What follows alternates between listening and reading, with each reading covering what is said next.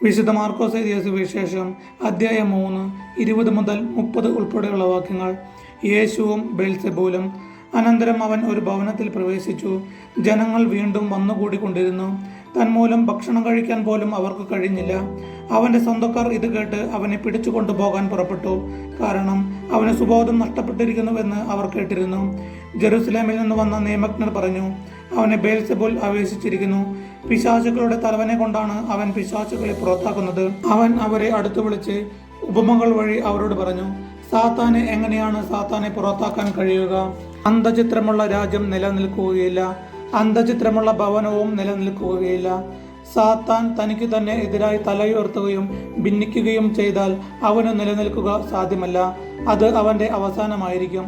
ശക്തനായ ഒരുവന്റെ ഭവനത്തിൽ പ്രവേശിച്ച് വസ്തുക്കൾ കവർച്ച ചെയ്യണമെങ്കിൽ ആദ്യമേ അവനെ ബന്ധിക്കണം. അതിനുശേഷമേ കവർച്ച നടത്താൻ കഴിയൂ. സത്യമായി ഞാൻ നിങ്ങളോട് പറയുന്നു, മനുഷ്യ മക്കളുടെ എല്ലാ പാപങ്ങളും അവർ പറയുന്ന ദൂഷണങ്ങളും ക്ഷമിക്കപ്പെടും. എന്നാൽ പരിശുദ്ധാത്മാവിനെതിരായി ദൂഷണം പറയുന്നവന് ഒരു കാലത്തും പാപത്തിൽ നിന്നും മോചനമില്ല. അവൻ നിത്യപാപത്തിന് ഉത്തരവാദിയാകും. അവൻ ഇങ്ങനെ പറഞ്ഞത് തനിക്ക് അശുദ്ധാത്മാവ് ഉണ്ട് എന്ന് അവർ പറഞ്ഞതിനാലാണ്. നമ്മുടെ കർത്താവായ യേശുവിശേക്കും സ്തുതി.